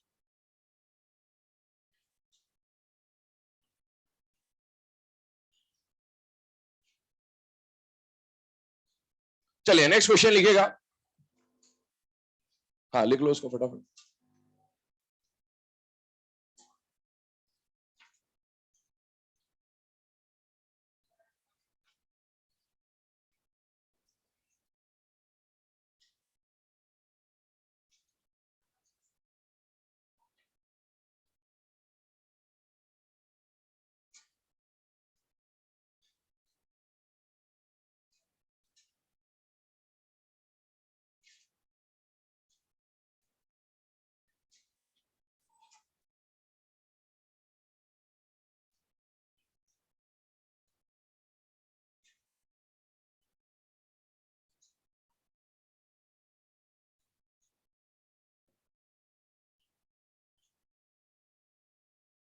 चलिए बेटा नेक्स्ट क्वेश्चन लिखिएगा। Which of the following general configuration, which of the following general configuration represents representative elements? Represents representative elements, represents representative elements। चलिए अभी इधर ध्यान दीजिएगा 2 मिनट के। अब जो बात आपको बता रहे हैं इसको बहुत ध्यान से सुन लेना, ध्यान से समझ लेना, वरना यहाँ क्या होगा और वहां क्या होगा दोनों में अंतर है, ठीक है? इसीलिए इसको समझिएगा ध्यान से। आपके सामने लिखा गया बेटा नॉर्मल एलिमेंट्स, आपके सामने लिखा गया बेटा रिप्रेजेंटेटिव एलिमेंट, और आपके सामने लिखा गया बेटा मेन ग्रुप एलिमेंट्स, ठीक है? जिन्होंने पहले प्रिपरेशन कर रखा उन्होंने इसके बारे में सुन भी रखा होगा। नॉर्मल एलिमेंट्स को रिप्रेजेंटेटिव एलिमेंट बोलते हैं, इसका एक और नाम होता है, इसको मेन ग्रुप एलिमेंट्स भी कहा जाता है। अब ये नॉर्मल और रिप्रेजेंटेटिव एलिमेंट किसको बोलते हैं? तो उसके ऊपर बात करें तो एस ब्लॉक के साथ अगर आप पी ब्लॉक को, है ना, ऐड कर दें, एस और पी ब्लॉक का कॉम्बिनेशन ले ले, तो इस एस और पी ब्लॉक के कॉम्बिनेशन को क्या बोलते हैं बेटा? मेन ग्रुप एलिमेंट्स या रिप्रेजेंटेटिव एलिमेंट्स या नॉर्मल एलिमेंट्स। लेकिन सुनना मेरी बात, ध्यान सुनना, अभी लिखना मत। भाई एस और पी ब्लॉक में कौन कौन से ग्रुप आते हैं जरा आप फोकस करें। तो एस ब्लॉक में आता है ग्रुप नंबर 1 और 2, और पी ब्लॉक में आता है बेटा ग्रुप नंबर 13, 14, 15, 16, 17 और 18। अब मॉड्यूल जब आप पढ़ेंगे तो मॉड्यूल में ऐसा लिखा जाता है, या मॉड्यूल के क्वेश्चन जब आप सॉल्व करेंगे तो उसमें ऐसा बोला जाता है कि आप एस और पी ब्लॉक को काउंट करें और एस और पी ब्लॉक में से क्या हटा दे? ग्रुप नंबर 18 हटा दे। मतलब ग्रुप नंबर 1, 2, 13, 14, 15, 16, 17 इतने अगर आप देखो तो ये जो ग्रुप्स है इनको मिला के, इनके एलिमेंट्स को मिला के क्या बोला जाता है बेटा? नॉर्मल एलिमेंट्स या फिर रिप्रेजेंटेटिव एलिमेंट्स बोला जाता है, ठीक है, मॉड्यूल के अंदर। लेकिन एनसीईआरटी से इत्तेफाक नहीं रखता। एनसीईआरटी में साफ साफ लिखा हुआ है पीरियोडिक टेबल के अंदर कि S block and P block elements combined are known as normal elements. इसका मतलब यह हुआ कि एस और पी ब्लॉक को कंबाइन करने का मतलब यह है कि आपको ग्रुप नंबर 18 जिसको मॉड्यूल रिप्रेजेंटेटिव नहीं मानता है, एनसीईआरटी उसको भी रिप्रेजेंटेटिव मानता है। अब आपके पास इतना दिमाग होना चाहिए कि एग्जाम में आएगा तो मार्क्स कौन दिलाएगा, ठीक है। हाँ, तो अब यह ध्यान रखिएगा कि एस और पी ब्लॉक के टोटल जो एलिमेंट्स होते हैं उनको मिला के क्या बोला जाएगा बेटा? Normal elements, representative elements, main group elements according to NCERT, और हमें यही फॉलो करना है। अब आइए इस पे, आपको पूरे एस और पी ब्लॉक का जनरल कॉन्फ़िगरेशन पहचानना है इनमें से। भाई एस ब्लॉक का जनरल कॉन्फ़िगरेशन क्या होता है? NS1 to 2। और पी ब्लॉक का जनरल कॉन्फ़िगरेशन क्या होता है बेटा? NS2 NP1 to 6। अब इसको देखकर अगर दोनों को मिक्स कर दिया जाए तो दोनों को मिक्स करने पर इनमें से कौन सा कॉन्फ़िगरेशन आएगा? तो देखिए NS1 to 2, यहां पे 2 है, 2 इसी में आ रहा है, तो NS1 to 2 तो आपको सभी में दिख रहा है। अब आपको एनपी में देखना है, एनपी में यहां क्या दिख रहा है बेटा? 1 to 6। 1 to 6 देखकर ये आंसर नहीं लगाना है, आंसर करेक्ट है ये वाला, ये वाला। क्यों करेक्ट है? क्योंकि क्या एस ब्लॉक के मेंबर भी नॉर्मल एलिमेंट्स है या नहीं है? है। और एस ब्लॉक का मेंबर होने के लिए एनएस में 1 या 2 तो होना चाहिए, लेकिन एनपी में 0 होना चाहिए। और जब आप दोनों को मिक्स करोगे, दोनों को मिक्स करोगे तो एनएस में 1 to 2 यहां भी है, एनएस में 2 यहां भी है, मतलब ये एनएस 1 to 2 तो ठीक है, लेकिन एनपी 0 to 6 बनेगा। अभी भी अगर दिमाग के घोड़े न दौड़ रहे हो तो कुछ नहीं करना है, कॉन्फ़िगरेशन लिख लो। Lithium, beryllium, boron, carbon, nitrogen, oxygen, fluorine, neon, ये सारे एलिमेंट्स कौन से ब्लॉक के हैं? एस और पी ब्लॉक, सेम पीरियड के हैं, ये सारे रिप्रेजेंटेटिव है, ये भी रिप्रेजेंटेटिव है अकॉर्डिंग टू एनसीईआरटी। अब आप इनकी कॉन्फ़िगरेशन लिख लें, और आप इनकी कॉन्फ़िगरेशन लिखेंगे तो कहानी क्लियर हो जाएगी। ये आ जाएगा 2s1, ये आ जाएगा 2s2, ये आ जाएगा 2s2 2p1, और ये आ जाएगा 2s2 2p6। अब इसको जनरलाइज कर दीजिए भाई। एनएस में, एनएस मतलब 2s और एनपी मतलब 2p। एनएस में आपको मिनिमम कितना दिख रहा है? 1, और मैक्सिमम कितना दिख रहा है? 2। तो एनएस का कॉन्फ़िगरेशन तो 1 to 2 है, वो सभी में, उसको चेक करने से कोई फायदा भी नहीं। लेकिन एनपी आप देखिए, एनपी में सबसे कम आपको यहां क्या दिख रहा है? 1। लेकिन भाई ये भी तो रिप्रेजेंटेटिव एलिमेंट है, और अगर ये रिप्रेजेंटेटिव है तो इसकी कॉन्फ़िगरेशन को भी तो आपको लेके चलना है। और इसकी कॉन्फ़िगरेशन जब आप लेके चलोगे तो बेटा पी में कहां से कहां तक मिलेगा? 0 से लेकर 6 तक। ये इसका आंसर है, नोट कर लीजिए। ध्यान रखना, माइनर, माइनर, मेजर, वेजर में, माइनर मेजर में आप जब 18 को रिप्रेजेंटेटिव लगा के आएंगे, आपका आंसर गलत माना जाएगा, गलत माना जाएगा, मानने दो। तुम ये दुआ मनाओ कि ये क्वेश्चन वहां आ जाए।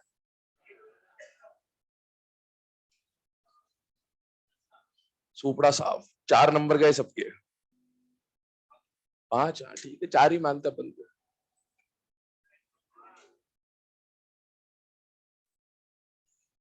एनसीईआरटी एग्जाम्पलर किताब है, आती है, पता है, सुना है, खरीदना है उसको, उसके क्वेश्चंस करने हैं, ये ध्यान रखना। एनसीईआरटी एग्जाम्पलर के क्वेश्चन देखिएगा, वहां पर एक क्वेश्चन दिया हुआ है इसका रिप्रेजेंटेटिव एलिमेंट का, उसमें भी जो ग्रुप 18 है उसको रिप्रेजेंटेटिव एलिमेंट में उसने काउंट कर रखा, उसने एटॉमिक नंबर का सेट दे रखा, कई सारे एटॉमिक नंबर 2, 8, 18 इस तरह से, और वो एटॉमिक नंबर में बोला which of the following atomic number represents correct set of representative element. उसमें जो करेक्ट आंसर है उसमें इनर्ट गैस को भी उसने काउंट कर रखा है। तो ये एनसीईआरटी एग्जाम्पलर में भी दे रखा है और इसलिए क्वेश्चन जब भी आएगा आप ध्यान रखिएगा ग्रुप 18 को रिप्रेजेंटेटिव में आपको काउंट करना है। चलिए आगे बात करते हैं, एक लास्ट क्वेश्चन और देखते हैं इसके ऊपर। पहले इसको लिख लो, आप लोग लिख लिया समझे?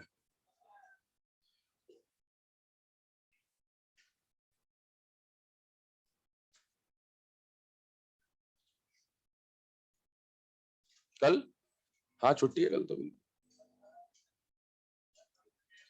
हाँ परसों भी करवा दो, पर जिस दिन नहीं आओगे उस दिन छुट्टी है, घर बैठ जाओ, छुट्टी छुट्टी है। चलो मैं तो आऊंगा भाई, कुछ दिन और आना, आते रहते रहते। चलो लिखो question number 6।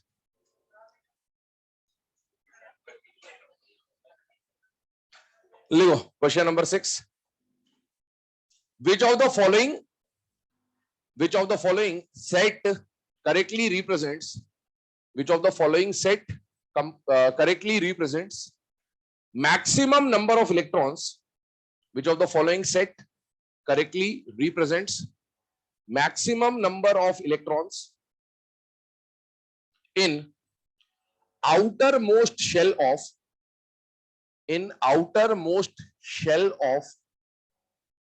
S, P, D and F block elements. S, P, D and F block elements. S, P, D and F block elements. है ना, आगे चाहो तो रेस्पेक्टिवली भी लगा लेना।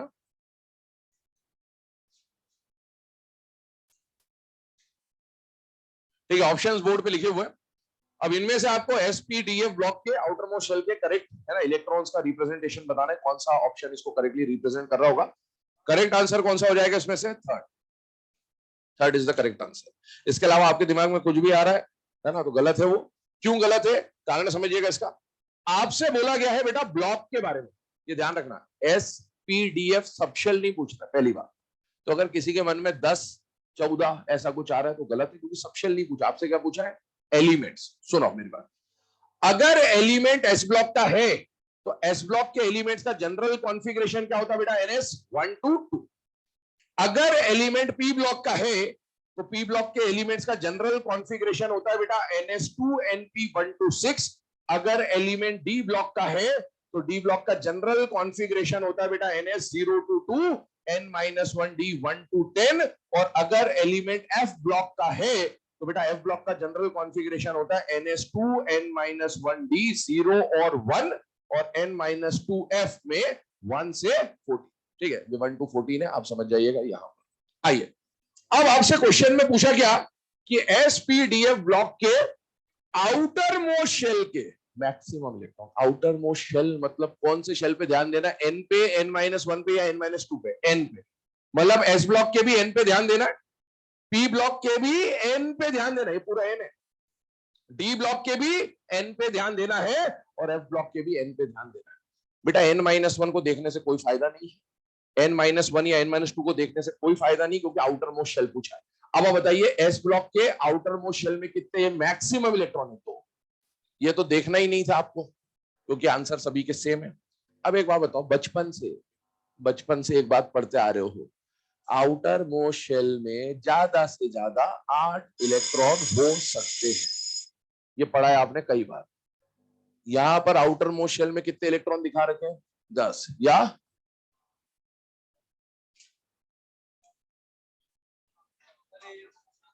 सीधी सी बात। ठीक है, अगर आपने ये पढ़ा है, सुन रखा है, बहुत बार सुना होगा, आउटर मोस्ट शेल में 8 से ज्यादा कभी हो नहीं सकते, चाहे कोई भी एलिमेंट हो, एस ब्लॉक का हो, चाहे पी ब्लॉक का हो, चाहे डी ब्लॉक का, एफ ब्लॉक हो, तो आंसर 8 से ज्यादा तो कभी किसी का हो नहीं सकता, यही ऑप्शन आएगा। लेकिन अब इसको लॉजिकली समझ लीजिए कॉन्फ़िगरेशन से। बेटा एस ब्लॉक का अगर मेंबर है तो आउटर मोस्ट शेल देखिए, आउटर मोस्ट शेल में मैक्सिमम कितने इलेक्ट्रॉन दिख रहे हैं? 2। पी ब्लॉक को देखिए, ये भी आउटर मोस्ट शेल है और ये भी आउटर मोस्ट शेल है, और मैक्सिमम को ऐड कर दीजिए तो मैक्सिमम कितना आ रहा है? 8। यहां पर मैक्सिमम कितना आ रहा है? 2। और एस से पहले तो कोई आया भी नहीं होगा, जैसे इसमें और इसमें तो हिडन है, लेकिन एस के पहले तो कोई नहीं आया होगा, हिडन भी कुछ नहीं है, और यहां पर भी क्या आ रहा है? 2। तो 2 8 2 2 विल बी दी आंसर। ठीक है, तो ये नोट कर ले। यहां पर आके जो कॉन्फ़िगरेशन वाले पॉइंट्स हैं ये लगभग कंप्लीट होते हैं। नेक्स्ट क्लास से हम लोग आइडेंटिफिकेशन वाला जो पॉइंट है वो स्टार्ट करेंगे, ग्रुप पीरियड एंड ब्लॉक का, है ना, एटॉमिक नंबर और कॉन्फ़िगरेशन। चलने थे, क्या फर्क पड़ता है।